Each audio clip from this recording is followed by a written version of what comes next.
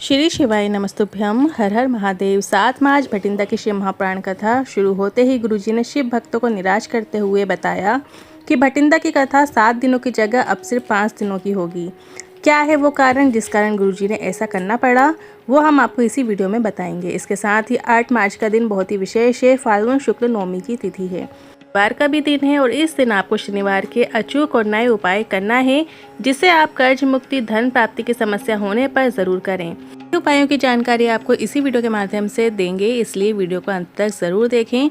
आज दूसरे दिन की कथा में गुरुजी ने कुल 11 उपाय पत्रोपयोगी जानकारियां दी हैं। सभी की जानकारी आपको इसी वीडियो के माध्यम से मिलने वाली है। किसी कारणवश यदि आपने आज की कथा नहीं सुन पाए हैं तो पूरी कथा का रास्ता तो आपको इस छोटे से वीडियो से प्राप्त होने वाला है। बढ़ते हैं आज की कथा की पहली जानकारी की ओर। गुरुजी ने कहा, जिस दिन आपके मन में ये आने लगे कि मैं पैसा कमा रहा हूँ, मैं ही घर चला रहा हूँ, मैं सबका सब कुछ कर रहा हूँ, तो ये सोच लेना आपका पतन होना अब शुरू हो गया है। चैत्र नवरात्रि भी आने वाले हैं, तो आपको ऐसा नहीं सोचना है, ना ही किसी से बोलना है कि मैं इतने दिन व्रत रखूंगी, मैं दीपक जलाऊंगी। आपको अपने अंदर अहम बिल्कुल भी नहीं लाना है, नहीं तो आपका किया सब व्यर्थ हो जाता है। बढ़ते हैं आज की कथा की दूसरी जानकारी की ओर। बबीता जी पत्र लेकर आई, लिखती हैं, पहले कोविड आया था, मेरे पति को कोविड हुआ, उसके कारण उनकी आंखों की नली सूख गई, जिसके कारण उनकी आंखों की रोशनी भी चली गई। उनको दोनों आंखों से दिखना बंद हो गया। सभी जगह दिखाया पर कहीं से कोई लाभ नहीं हुआ, सब जगह से हार गए। फिर किसी परिचित ने हमें कथा के बारे में बताया, हम पति पत्नी कथा सुनने लगे। मैं मंदिर में जल चढ़ाना शुरू किया। कुबरेश्वर धाम में जाकर रुद्राक्ष लेकर आए और रुद्राक्ष का जल शिवलिंग पर चढ़ाकर औषधि रूप में प्राप्त करके पति को आचमन करा देती। और 4 साल बाद पति की आंखों की रोशनी आ चुकी है। स्वयं बाइक भी चला लेते हैं, काम पर भी जाते हैं, उसी का आभार व्यक्त करने आए हैं। बढ़ते हैं आज की कथा की तीसरी जानकारी की ओर। आरती जी पत्र लेकर आई, लिखती हैं, मेरी पहली शादी के 7 साल हो गए थे पर संतान नहीं हुई तो मेरा तलाक हो गया। इसके बाद मेरी दूसरी शादी हो गई और कई साल निकल गए पर संतान सुख नहीं हुआ। मेरे दूसरे पति को भी सब कहने लगे कि इसको छोड़ दे, इसको संतान सुख नहीं होगा। पहले पति ने भी इसलिए छोड़ दिया था। हॉस्पिटल के पियून के कहने पर मंदिर जाना शुरू किया, शिव पर जल चढ़ाना शुरू किया और पशुपतिनाथ व्रत भी किया और कथा सुनना शुरू किया और कथा पंडाल में कथा भी सुनी और बाबा की कृपा से संतान सुख हुआ है, उसी का आभार व्यक्त करने आए हैं। बढ़ते हैं आज की कथा की चौथी जानकारी की ओर।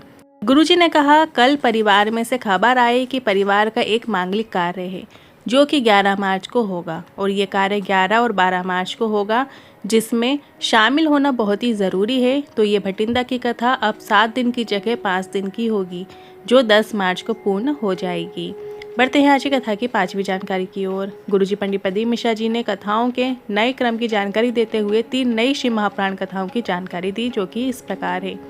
21 मार्च से 27 मार्च जशपुर छत्तीसगढ़ में होगी और इसके बाद गुरुजी की जो अगली शिव महापुराण कथा है वो 11 अप्रैल से 17 अप्रैल रतनगढ़ राजस्थान में होने वाली है। और इसके बाद अप्रैल माह की एक और कथा है, 21 अप्रैल से 27 अप्रैल संगेश्वर बिहार में रहेगी। इसके बाद बढ़ते हैं अगली 6वीं जानकारी की ओर। गुरुजी ने कहा, दक्ष प्रजापति की बेटी रति भी है और सती भी है। सती की शादी महादेव से हुई थी और रति की शादी कामदेव से हुई थी। बढ़ते हैं अगली 7वीं जानकारी की ओर। कुसुम देवी जी पत्र लेकर आई, लिखती हैं, मेरे पति की जीभ के नीचे 2 सुराग हो गए थे, जिसमें से पस निकलने लगा। डॉक्टरों को दिखाया तो डॉक्टर ने कुछ और बता दिया और डॉक्टर ने हल केवल ऑपरेशन ही बताया और कहा बीमारी साधारण नहीं है, हल्के में ना लीजिए। पर हमारे पास इतना पैसा नहीं कि इतना इलाज करा सकें। हमने डॉक्टर से दवाई लेकर घर आ गए और डॉक्टर से कहा, आपकी दवाई पति को खिलाऊंगी और मुझे विश्वास है उसी दवाई से महादेव मेरे पति को ठीक कर देंगे। मैंने दवाई देना शुरू किया और साथ ही शिव पर चढ़ी बेलपत्र देना भी शुरू किया, पर खा नहीं पाते थे क्योंकि जुबान के आर पार 2 छेद थे। जैसे जैसे पीस कर खिलाना चालू किया और 2022 से परेशानी थी, पर बाबा पर भरोसा करके डॉक्टर की दवाई खाते रहे और शिव से प्रार्थना करते रहे।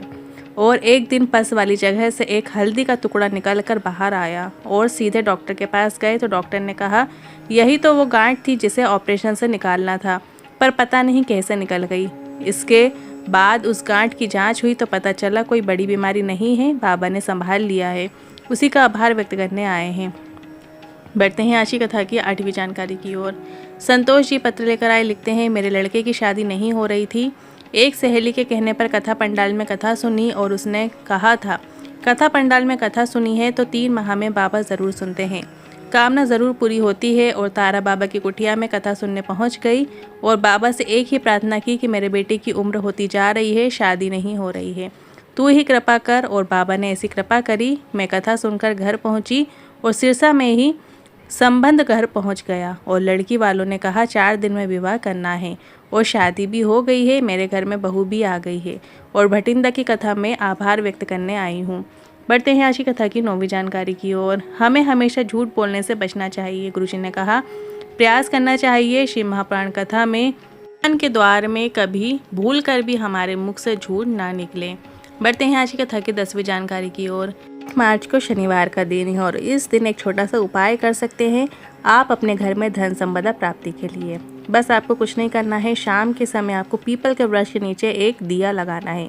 अब वो दिया आपको गोल बाती का लगाना होता है। पीपल के वृक्ष के नीचे गोल बाती का दिया लगता है और उसमें आप घी का दिया लगा सकते हैं, क्योंकि इस दिन शनिवार के दिन शाम के समय जब आप पीपल के वृक्ष के नीचे एक घी का दिया गोल बाती का लगाते हैं तो लक्ष्मी जी के साथ नारायण भी आपके घर में प्रवेश कर जाते हैं और धन संपदा से परिपूर्ण कर देते हैं।